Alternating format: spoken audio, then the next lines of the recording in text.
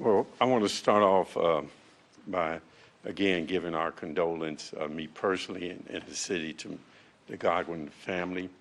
I spoke with a daughter last night, and she is very appreciative of the efforts as we attempt to bring closure and justice to the death of her father. There is a lot of confusion. And what we want to encourage people to do is not to make up things as they go along, that we will be giving briefings in a way that will keep you updated and give you the facts as we know it. We have a partnership with the FBI, U.S. Marshal's Office, our department, and I imagine Chief, several other state and county and other municipalities who are working very hard and diligently on this matter, and want the public to know that that we are on it and that we intend to pursue this into its conclusion. I'll introduce the chief, who will then give you some facts, and then he'll turn it over to our federal partners. Thanks, Mayor. Good morning. As the mayor stated, we've been on this since it happened yesterday afternoon at 2 p.m. Some of our partners are here, Mr. Anthony with the FBI, Pete Elliott, our U.S. Marshal for the Northern District. And we've conducted operations again unceasingly since this happened yesterday. Last night, officers searched dozens of locations based on leads, based on investigative information from our team out there that they've uncovered to no avail. We know that Steve is still out there someplace. We don't know his condition, and of course we right now don't know his location. We're asking the public to remain vigilant. We're asking you to go about your day, but to be careful. We're also asking you, if you see anything resembling that vehicle, you have the description of Steve Stevens, to give us a call. Call 911. Mr. Anthony will talk about the FBI's tip line also in this investigation. But we want people to know that a lot of the things that are streaming out there, be it on social media of any kind, if you really need information on what's going on, give us a call. Or if you have information, give us a call. We don't want people to panic. So far, unfortunately, there's been one fatality, one homicide in this entire scenario, and we want to keep it that way. We're still asking Steve to turn himself in, but if he doesn't, we'll find him. We have our federal partners here, we have our state and local county partners, and we're not going to stop until he's in custody. So with that, I'm going to bring up Steve Anthony with the Cleveland office of the FBI. Steve. Thanks, Chief. Good morning, everyone. Rest assured that under the leadership of Mayor Jackson and Chief Williams and the Cleveland Division of Police, that all federal, state, and local partners are working side by side to do everything humanly possible to find Mr. Stevens. As the chief mentioned, obviously this individual is armed and dangerous, and quite frankly, at this point, he could be a lot of places. He could be nearby, he could be far away, and anywhere in between. So again, if anyone has any of the information that's out there as far as seeing him, seeing his vehicle, when in doubt, obviously call 911. But we also have the availability of an FBI call number, 1-800-CALL-FBI. So that's a national tip line that's set up that anyone throughout the country could call in if they have any reason to believe that they see anything related to Mr. Stevens, to call that number, and the information will get to all the appropriate authorities that, again, are working this case side by side in a very organized and coordinated manner.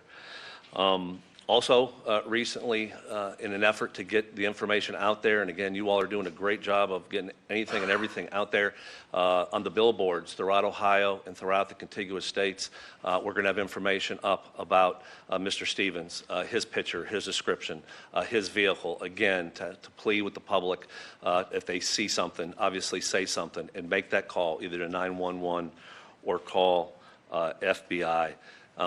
As the chief and the mayor said so clearly, I mean, the goal here, obviously I'm going to turn it over to Marshal Elliott, is to find Mr. Stevens before any other crimes are committed. We need to take this individual off the street. You all know that, and again, rest assured that we're using any and all resources to work this, not just in the Cleveland area, but throughout the United States, to locate this individual as soon as possible. With that, I'm going to turn it over to Marshall Elliott. Pete? I'll be brief. I just want to thank everybody for their partnership. It seems like yesterday, probably a couple months ago, we were doing the same thing here on a different case. The chief called last night and asked us to come in and assist on this warrant. We're going to be in tandem with the FBI, Cleveland Police, and all our agencies across America. And we're going to make this individual's world very, very, very small. So I'm very optimistic. I think things are going to happen. And I believe things are going to happen pretty quickly. Before we start taking questions, I neglected to put this information out there. If there's somebody that's helping Steve, or if you think you're helping Steve, you're really not. You're going to get yourself in trouble along with him. The only way for you to help him is to give us the information to bring him in safely, peacefully. So if you're a friend or family member and you have contact with Steve and you think you're helping him, the only way to help him is to give us the information or to talk him and convince him into turning himself in. With that, we'll take some questions. Oh, I'm sorry. Also, we've gotten word from Mr. Godwin's family that there are several GoFundMe accounts set up not by the family. So they're asking people not to contribute to any GoFundMe or any memorial or any account right now in Mr. Godwin's name. The family will make an announcement later on today on how they want that to work. So if you are online or if you see an account out there in the name of Mr. Godwin, please at this time do not contribute to that account. As far as you know, what is his latest location and any truth to this cell phone pinging in Erie, Pennsylvania? Well, as far as we know right now, we don't know where he's at. The last location we actually had him at was at the homicide at 93rd Street, just north of St. Clair. Anything else right now is kind of speculation. Again, we have investigations going all over this country trying to pinpoint his actual location. Did the suspect have a record? Was he known to the police? He had no per se criminal record. He did have a lot of motor vehicle violations, traffic violations, but no criminal record to speak of. What about his girlfriend that he apparently was talking about? We don't know if she's a girlfriend or not, but there are several people in this investigation that we've talked to, including the female that was mentioned, and they've all cooperated so far. Where is she now? Well, we can't tell you where she's at, but she's safe. Have you guys made contact with Mr. Stevens since he's been on the run? Have you tried to Early in this investigation, we did have contact with him, direct contact with our detectives. They tried to, of course, convince him to turn himself in, and of course, that hasn't happened to date.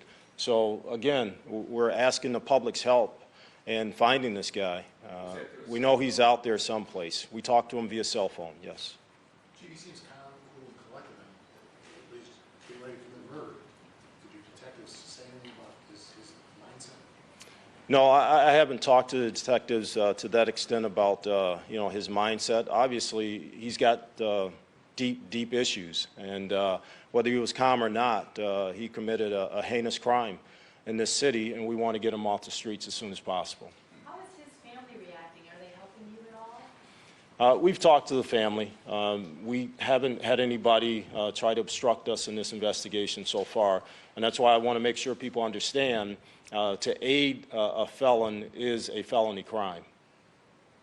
Chief, what have police done to check out the claims that he made that there were other homicides? We've searched high and low throughout this city, places that were mentioned in the Facebook post as well as places that weren't. And again, as of 9 o'clock this morning, there are no more victims from Steve Stevens. In talking to friends and family members, have they given you any indication that there were signs leading up to this, or this was just suddenly he flipped out on Well, I really don't want to get into that part of it because there are a lot of things out there still to kind of nail down for our investigators. But the main thing is for Steve to turn himself in or for the public to give us his location. Is there anything you can talk about that you're doing that won't compromise your investigation? Are you trying to track down the cell phone? We're using all investigative tools at our disposal, be it the federal government, of course, our officers, county, state. We're using every investigative tool available to us. I know you were asked this before, but specifically this report of his cell phone pinging near Erie, Pennsylvania, is that something you can address specifically? Again, we don't know his location, so we're asking people definitely in the neighboring states, if you see that vehicle or see him, to give us a call. We've expanded the search from the borders of the city of Cleveland, Northeast Ohio, to the Midwest, to be specific. But to answer your question specifically, I can't answer your question specifically. Thank you. We'll be providing more media updates as information becomes available.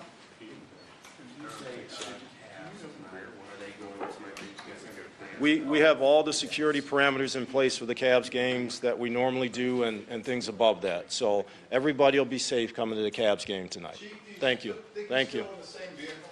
We don't know. Thank you. We can assume that he's anywhere. We have to assume that. Look how many hours after the homicide, 2 o'clock. So you could assume he could Is be. that beyond Indiana?